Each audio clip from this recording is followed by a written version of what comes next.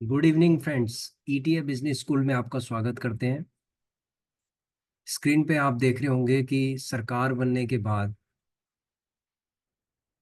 ये सरकार सबसे ज़्यादा 5 सेक्टर्स के अंदर फोकस कर सकती है, इस पे ज़्यादा काम करेगी। इससे रिलेटेड ईटीएफ्स हैं, आप उसको 5 साल तक उठाते जाओ, इन्वेस्टमेंट करते जाओ। आप देखना कि आपको कितनी ग्रोथ मिलती है। अब वो सेक्टर कौन कौन से हैं देखिए। सबसे पहला सेक्टर है इंफ्रास्ट्रक्चर। इंफ्रास्ट्रक्चर के अंदर आता है जैसे हाईवे, ब्रिजेस, रोड, ये सारा ट्रांसपोर्ट्स, रेलवे ट्रैक्स, हाउस, घर हो गए।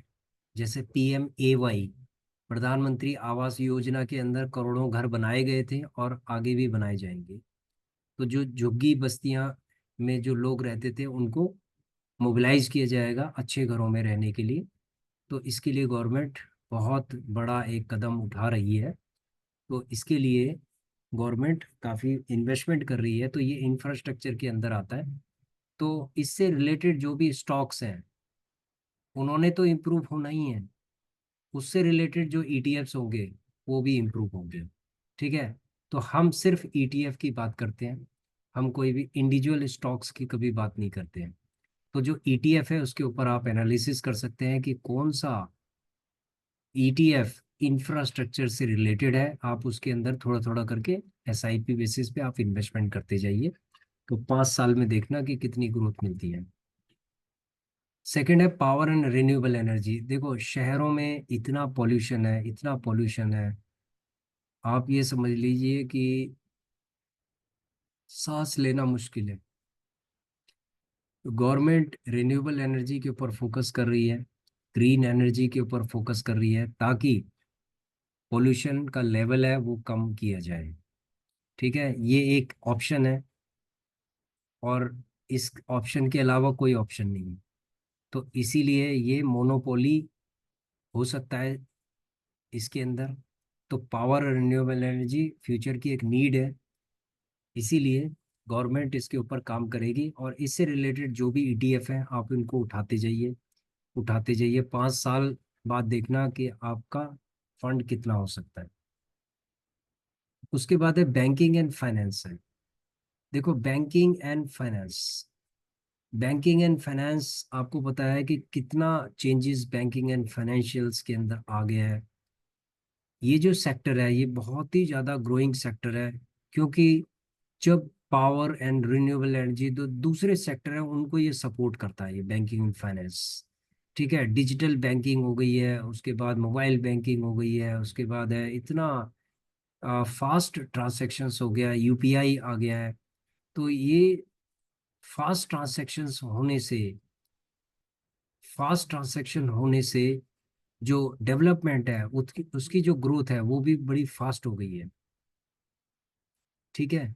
तो बैंक्स क्या करते हैं, बैंकों ने लोन फास्ट देना स्टार्ट कर दिया है, इंडस्ट्रियल लोन भी देते हैं और ग्रोथ के लिए लोन देते हैं, हर तरीके का सपोर्ट बैंकिंग सेक्टर कर रहा है। तो इसीलिए ये सेक्टर भी ग्रो करेगा। इससे रिलेटेड जो भी ETF हैं आप उनको फाइंड आउट करके उनके ऊपर एनालिसिस करके उसमें इन्वेस्टमेंट भी कर सकते हैं। टूरिज्म एंड हॉस्पिटैलिटी है। टूरिज्म एंड हॉस्पिटैलिटी भी एक बहुत ग्रोइंग सेक्टर है, जैसे होटल्स हो गए, उसके बाद है हॉस्पिटैलिटी हो गई है, तो इससे ट्रैवल हो गया। तो इससे रिलेटेड जो भी स्टॉक्स हैं वो तो इम्प्रूव, उनमें ग्रोथ होगी होगी। उससे रिलेटेड जो भी ETF है आप उनको, उनके ऊपर आप एनालिसिस कर सकते हैं, उनको एक इन्वेस्टमेंट का एक वो बना सकते हैं, जरिए बना सकते हैं। उसके बाद आता है हेल्थ केयर। देखो हेल्थ केयर एक ऐसा सेक्टर है कि जो कभी खत्म होने वाला सेक्टर नहीं है। और ये सेक्टर बहुत ही धीरे धीरे करके ग्रो करता है, धीरे धीरे करके ग्रो करता है। तो जो गवर्नमेंट है हेल्थ सेक्टर के अंदर भी बहुत काम करना कर रही है, बहुत सारे हॉस्पिटल्स खोले जा रहे हैं। ठीक है, जितनी पॉपुलेशन बढ़ रही है उस हिसाब से भी हेल्थ केयर की जरूरत पड़ रही है।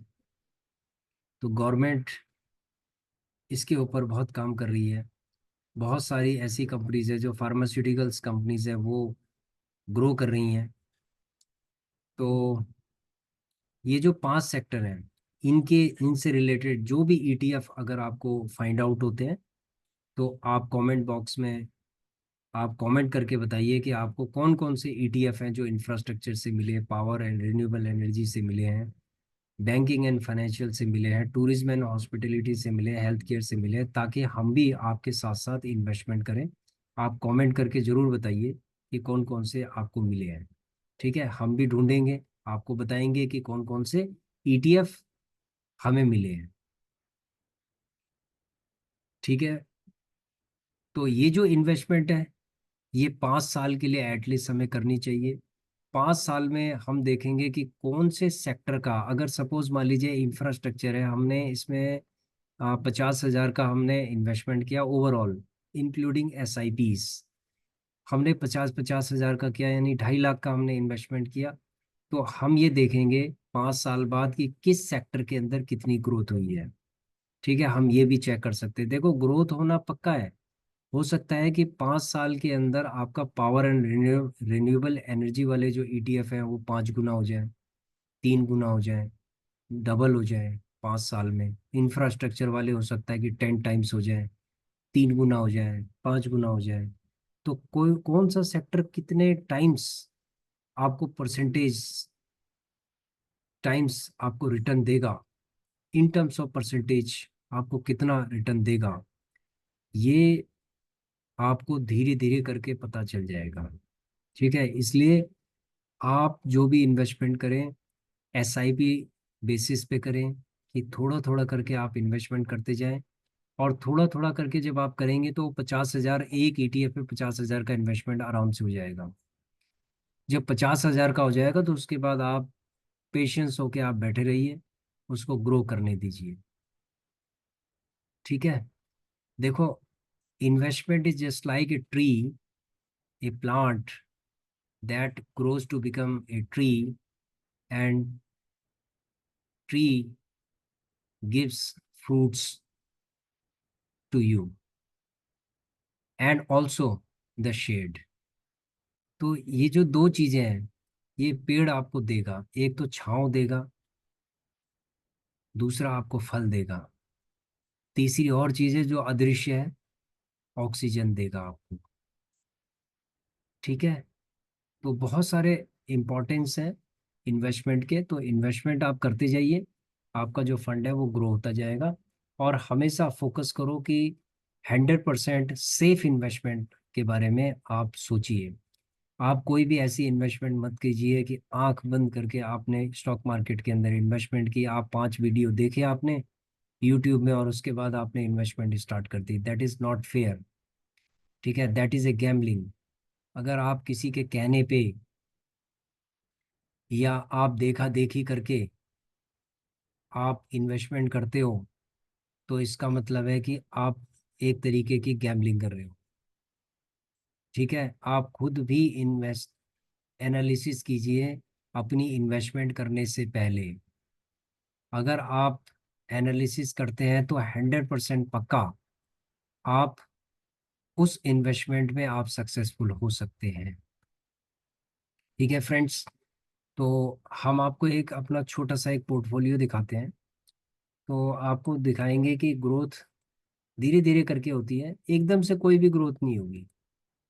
ठीक है, एकदम से कोई भी ग्रोथ नहीं होगी, ये धीरे धीरे करके ग्रोथ होती है। जैसे 3 महीने का हमारा, 2.5 से 3 महीने के बीच में हमारा ये पोर्टफोलियो है। अगर आप देखेंगे तो इसमें जो परसेंटेज ऑफ रिटर्न है वो 8.17% का रिटर्न आ रहा है। ठीक है, इसमें से कुछ ऐसे ETFs हैं जो कि बहुत ही बम्पर रिटर्न दे रहे हैं सिर्फ 3 महीने के अंदर। देखो, जैसे अल्फा है, इसने 20 पॉइंट का रिटर्न दे दिया है। ऑटो आई ETF है, जैसे ऑटो बीज है, ऐसी ऑटो आई ETF है, इसने हमें 18% का रिटर्न दे दिया है। BFSI है, banking finance services and insurance है, इसने 7% से ऊपर का रिटर्न दे दिया है। कंज्यूम बीज है, जो कंज्यूमर रिलेटेड जो है बीज है, ETF है, ये है जिसने 13% का हमें रिटर्न दिया है। CPS central public undertaking companies है इसके अंदर, इसने हमें 11% का रिटर्न दिया है। उसके बाद है डिवॉ बीज है, जितने भी ईटीएफ्स हैं जो डिविडेंड देते हैं उन ईटीएफ का एक बंच है, इसको डिवॉ बीज कहते हैं। इसने हमें 11% के आसपास रिटर्न दे दिया है। गोल्ड अभी नीचे गिर गया था, उसने भी हमें 3% का रिटर्न दे दिया है। H D F C small 250 यानी कि 250 स्मॉल कंपनियां हैं, 250 हैं, ये स्मॉल कैप कहते हैं इसको। ये कंपनियां हैं, इसने भी 12% 13%, 12 से 13% के आसपास रिटर्न दे दिया है। हेल्दी हेल्थ केयर से रिलेटेड ईटीएफ है, इसने हमें 276 है, तो 6% का इसने रिटर्न हमें दे दिया, लगभग 6% का रिटर्न हमें दे दिया है। उसके बाद है आईटीबीज। आईटीबीज बिल्कुल अपने क्रैश हो गया था, इसने हमें 2.5% के आसपास रिटर्न दे दिया है। मिड कैप ईटीएफ है, इसने हमें 16% का रिटर्न दिया है। उसके बाद है मॉम 30 आई ईटीएफ है, ये 30 ईटीएफ का एक बंच है, इसने हमें 16% का रिटर्न दे दिया है। उसके बाद मोमेंटम है, उसने हमें 17% का रिटर्न दिया है। मोमेंटम ने हमें 19% का रिटर्न दिया है। मॉन आई ईटीएफ 500, 500 कंपनियां इसके अंदर, ये पूरे स्टॉक मार्केट को कवर करता है, इसने हमें 9% से ऊपर का रिटर्न दिया है। निफ्टी क्वालिटी, इसके अंदर लिक्विडिटी बहुत कम है, फिर भी इसने 13% का रिटर्न दिया है। ये बहुत मुश्किल से बाय सेल होता है, इसीलिए इसका वॉल्यूम कम है। ठीक है, लेकिन एक दिन इसका वॉल्यूम बढ़ेगा, इसलिए हमने सिर्फ एक क्वांटिटी इसमें रखा था इसको जज करने के लिए। फार्मा बीज है, इसके अंदर हमें 4% का रिटर्न है। उसके बाद पीएसयू बैंक बीज में 2.5% का रिटर्न है। उसके बाद टाटा गोल्ड के अंदर 2% के आसपास का रिटर्न है। उसके बाद टाटा सिल्वर में हमारा 12% से 13% का रिटर्न है। और TNID ETF है, जिसमें जिसने हमें 5.5% का रिटर्न दिया। तो आप देखेंगे कि ओवरऑल हमें जो परसेंटेज ऑफ रिटर्न है वो हमारा 8% के आसपास है। तो अब आपने देखे होंगे कि कई ऐसे ETF हैं जिन्होंने 3 साढ़े 3 महीने के अंदर हमें 20-20% का रिटर्न दे दिया है। तो देखो, पोर्टफोलियो ऐसे ही बनता है फ्रेंड्स। पोर्टफोलियो कोई एक दो स्टॉक लेके या एक दो ETF लेके नहीं बनता है। अगर आप पोर्टफोलियो लॉन्ग टर्म के लिए बनाना चाहते हैं तो कम से कम आप 10 ETF रखो और थोड़ा थोड़ा करके उसमें इन्वेस्टमेंट करते रहो। ठीक है, हमने 22 ETF हमने लिए हुए हैं, हालांकि हमारा जो इन्वेस्टमेंट है वो 10 में ज़्यादा है और 10 में थोड़ा सा कम है। ठीक है, तो हमारा जो ETF के अंदर 10 में ज़्यादा है, 10 में कम है, लेकिन टोटल हमारा 22 में है। तो एक दो ETF हैं जिनको हमने एक एक दो दो मतलब कम क्वांटिटी में लिया हुआ है, लेकिन ओवरऑल हमारे जो जितने भी ETF हैं ऑन एन एवरेज 8% से ऊपर का रिटर्न दे रहे हैं। ठीक है, तो ये आपने देख लिया होगा पावर ऑफ कंपाउंडिंग। अब क्या है कि पावर ऑफ कंपाउंडिंग कहाँ दिखाई देती है? डेली प्रॉफिट एंड लॉस में देखने को मिलती है। जब ये वाला अमाउंट जब बढ़ जाता है ना, तो इसी के अंदर डेली वो निकलता है, क्योंकि ये जो परसेंटेज जो डेली रिटर्न होता है ये किसके ऊपर होता है?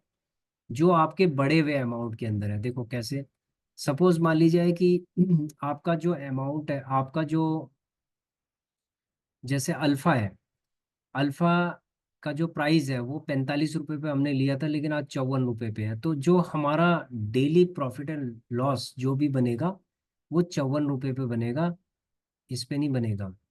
ठीक है, इस पे ही ये परसेंटेज ऑफ रिटर्न बनेगा, ये डेली वाला। और ये वाला जो रिटर्न है, ये हमारा जो प्राइस वैल्यू जो हमने एवरेज प्राइस पे बनेगा, जो एवरेज प्राइस से कितना प्राइस अभी तक का है तो उसका जो डिफरेंस है उसमें बनेगा। लेकिन ये वाला जो डेली वाला है, ये इसके ऊपर बनेगा जो हमारी करंट वैल्यू है। ठीक है, जैसे 1.55% है तो ये करंट वैल्यू पे बनता है। तो यही कंपाउंडिंग होता है। अगर एक एक दो दो परसेंट मान लीजिए डेली बढ़ रहा है, वीकली अगर 3% के आसपास बढ़ रहा है, तो इसका मतलब है जो हमारा LTP है उस पर बढ़ेगा, और इससे हमारी जो कंपाउंडिंग होती जाएगी। देखो, कंपाउंडिंग हमेशा लॉन्ग टर्म में दिखाई देगी आपको, शुरू शुरू में नहीं दिखाई देगी। अभी 3 साढ़े 3 महीने में कोई कंपाउंडिंग नहीं दिखाई देगी कि अगर हमने मान लीजिए 1.5 लाख का इन्वेस्टमेंट किया तो 12,000 रुपये कुछ भी नहीं होता है।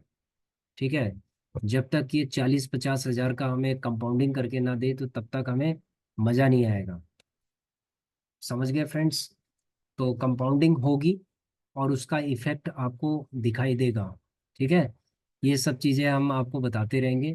Thank you very much, thanks for watching our video, and please subscribe, share and like our channel. Thank you.